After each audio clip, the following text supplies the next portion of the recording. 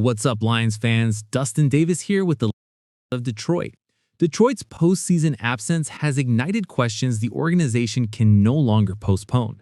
Talent alone hasn't translated into January football, and the gap between roster potential and actual results continues to widen with each disappointing finish.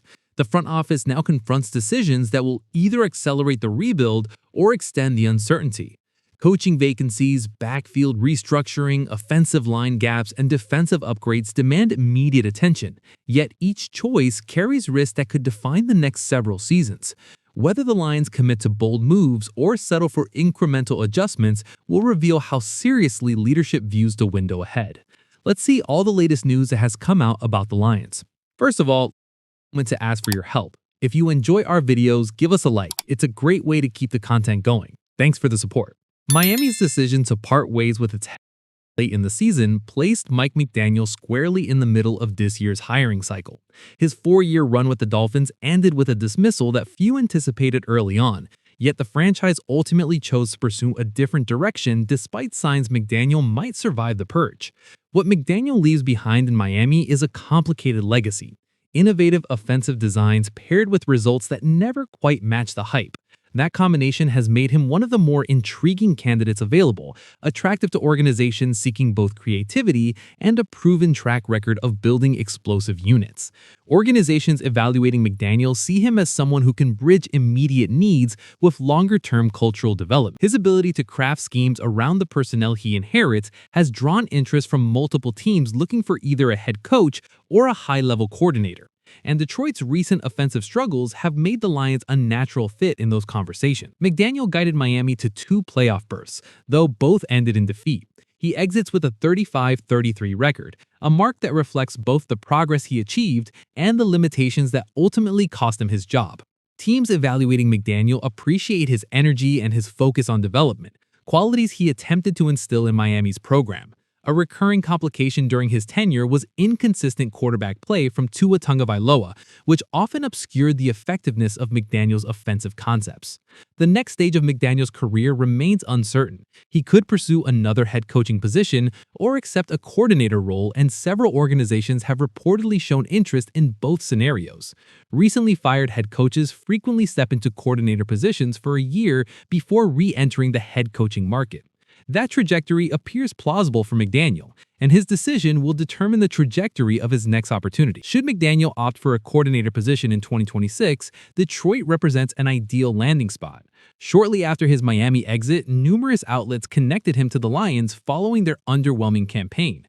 Detroit's season ended without a playoff appearance, and the offense struggled with injuries and an inconsistent identity throughout the year.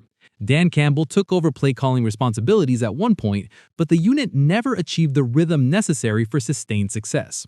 Adding McDaniel to Detroit's coaching staff could unleash the offensive potential that has remained dormant. The Lions possess the kind of versatile playmakers who would thrive in McDaniel's system, creating opportunities for both explosive plays and sustained drives. While another head coaching opportunity will likely remain McDaniel's ultimate goal, an offensive coordinator role offers a strategic stopgap. Detroit provides a situation where he could rehabilitate his reputation and demonstrate that his offensive philosophy can deliver consistent results. I've watched a lot of coaching cycles, and McDaniel landing in Detroit makes sense. Based on what we saw in Miami, his schemes elevate talent fast. If the Lions need identity, this could be the quickest fix. Would you try it? While coaching decisions dominate headlines, the Lions face equally critical choices about their roster composition moving forward. The organization must navigate veteran contracts, salary cap realities, and coaching transitions while determining whether continuity or a fresh start offers the best path back to contention. David Montgomery's status has become central to that internal debate, as the productive veteran faces an uncertain role moving forward. Detroit enters an extended offseason with numerous roster questions, and at least one analyst believes the backfield could undergo significant change. The pairing of Jahmyr Gibbs and David Montgomery produced positive results early on, but the tandem lost effectiveness late in the season as Detroit dropped 4 of its final 6 contests and missed the playoffs for the first time in 3 years. Reiner Saban of the Detroit Free Press has suggested that change may be coming, with Montgomery potentially becoming trade bait as the franchise reevaluates its depth chart. Saban highlighted the numerous offensive issues Detroit must address, particularly the possibility that left tackle Taylor Decker could retire. He raised the possibility that the Lions might rethink their rushing approach entirely, potentially moving on from Montgomery and finding a different complement to Gibbs. Quote, "So many questions pertaining to the depth chart exist heading into this offseason. Will left tackle Taylor Decker, who is contemplating retirement, play next season? Will center Graham Glasgow, who has a $8.44 million cap hit in 2026, be back? Are the Lions going to trade Montgomery and find another number 2 running back to pair with Gibbs?" General Manager Brad Holmes acknowledged Montgomery's uncertain future during his season-ending press conference, suggesting the team envisioned a more prominent role for the veteran, but now must reconsider how he fits into future plans. Obviously, I know it was a tough year for him in terms of the lack of touches. I'm not going to say I went into it planning for it to be that way. So those are discussions that we're going to have a lot more depth in terms of what's the best plan for him moving forward. Is that somewhere else or whatever the case may be?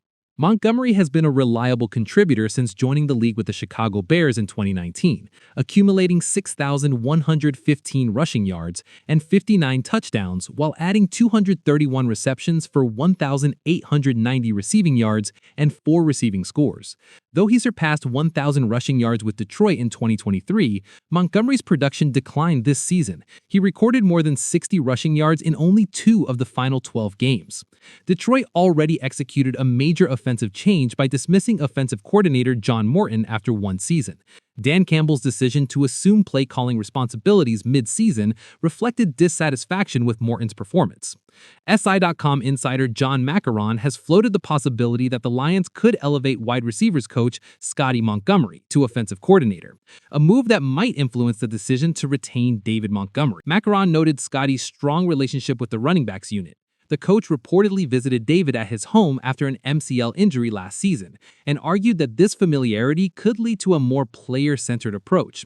He suggested the rushing attack can bounce back after a disappointing year and that part of the offseason strategy might influence Montgomery to return for another season. This combination of continuity and fresh schematic direction prove attractive as the Lions work to rebuild their ground game. As someone who studies scheme fit, Detroit must choose: rebuild the rushing identity around Gibbs or find the complementary number 2. Based on available numbers, I lean towards retooling. Agree? Beyond the backfield, Detroit's offensive line presents its own set of urgent questions that demand immediate attention this offseason. Detroit's offensive line requires immediate attention after losing a foundational piece at center, and Tyler Linderbaum represents the caliber of short-term solution that could restore stability. However, insiders caution that pursuing him could prove expensive, creating complications for any potential acquisition. Evaluators around the league regard Linderbaum as one of the more sought-after interior linemen expected to shape the upcoming free agent market. If Detroit intends to sign him, they will likely need to outbid multiple competitors.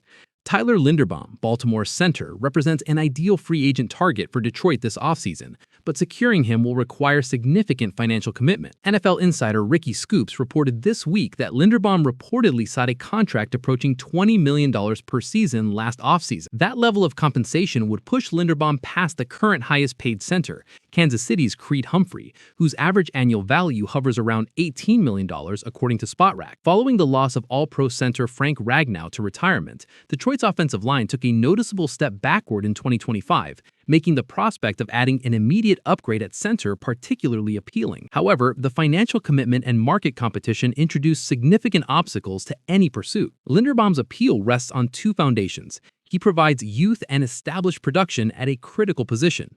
The Lions experienced Ragnow's absence acutely. His PFF grades from 2020 to 2024 consistently ranked him among the league's top 5 centers, frequently landing him inside the top 3.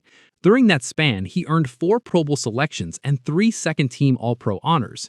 In 2025, veteran Graham Glasgow handled the majority of center snaps and finished 47th among 59 centers graded by PFF, a substantial decline from Ragnow's standard.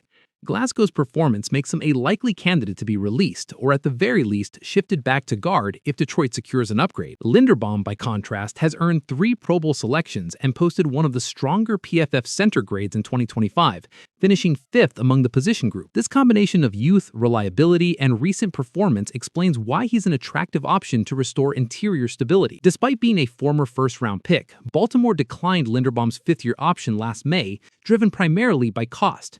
The 5th-year price tag would have been approximately $23.4 million, roughly $5.4 million above the highest-paid center's AAV. This financial reality helps explain the Ravens' decision and establishes the market parameters. Baltimore remains the most likely team to attempt retaining him through an extension. If they succeed, Detroit may never get a realistic opportunity. If Linderbaum reaches free agency, the New York Giants, whose new coach John Harbaugh worked with Linderbaum in Baltimore, are expected to be a primary competitor. Linderbaum has started 66 games over 4 NFL seasons and was a full-time starter for Baltimore in 2022, 2024, and 2025, demonstrating his durability and appeal. Detroit must balance cap constraints against a pressing need to stabilize the interior and maintain both pass protection and the rushing attack's continuity for long-term success. I followed Ragnow's career, and based on available numbers, Glasgow's grades dipped while Linderbaum rated near the top. Would you outbid competitors to restore the interior now? On the defensive side of the ball, an unexpected opportunity could emerge from a division rival's internal turmoil and reshape Detroit's pass rush. The NFL's winter market has remained unusually quiet so far. Yes, it's only mid-January 2026 at the time of this post, but the league has yet to deliver the blockbuster transactions fans typically expect to dominate the offseason narrative. This leaves observers analyzing tone and context, and Pittsburgh edge rusher TJ Watt's post-game comments provide one of the clear signals. The veteran's direct response following another early playoff exit hints at discontent in Pittsburgh and opens obvious trade scenarios. Lions should keep their eyes open for a potential TJ Watt trade. Detroit would likely need to surrender multiple viable assets rather than a single draft pick to persuade Pittsburgh to part with Watt. One conceptual package could look like this. Trade proposal. Pittsburgh Steelers receive Aidan McDaniel, 2026 second-round pick, 50th overall, 2027 second-round pick. Detroit Lions receive TJ Watt. Surrendering McDaniel along with 2 second-rounders along with taking on Watt's remaining salary could constitute a reasonable framework if the Steelers prioritize immediate interior help and additional draft capital. Over-the-Cap's analyses suggest this would be a favorable exchange for the Lions, even with Detroit absorbing roughly $2 million more in cap burden as part of the hypothetical swap. McDaniel is a starting-caliber defensive tackle, but his run defense explosiveness appeared inconsistent this season after returning from injury. That inconsistency could lead Pittsburgh to demand a steeper price, perhaps a first-rounder or additional future compensation, rather than trading Watt for 2 seconds and a starter. Watt's post-game remark, "I haven't had the answer for a long time, so don't ask me," reveals evident frustration. Combined with Pittsburgh's decision to move on from 19-year head coach Mike Tomlin, the franchise may be positioned for structural change that makes a trade more realistic. From Detroit's perspective, Watt would represent an immediate elite pass rush upgrade alongside Aidan Hutchinson. He finished the season with 2 interceptions, 7 sacks, and 3 forced fumbles, and he produced 11.5 sacks in 2024. This kind of production could replace Al-Quadin Muhammad's role and materially strengthen Detroit's pass rush capabilities. Furthermore, Watt's contract control extends through 2028, providing Detroit with multi-year stability. If Detroit is prepared to surrender draft capital and a viable starter, aggressively pursuing Watt makes strategic sense, particularly given the Steelers' internal upheaval. Additionally, Watt's skill set aligns with the NFC North scheme. The Detroit front benefits from an edge defender who can threaten both inside and outside gaps. Beyond statistics, his leadership and championship-level experience would elevate the locker room while accelerating younger rushers' development and improving situational pass rush execution and increase the team's postseason odds quickly. I model trees a lot. Surrendering 2 second-rounders plus McDaniel is steep, but adding Watt could instantly alter pass rush dynamics and playoff outlook. Would you make that sacrifice? Leave your analysis in the comments. It's very important. Support the channel by leaving a like and subscribing. Stay one step ahead with all the latest on Lions. See you in the next one.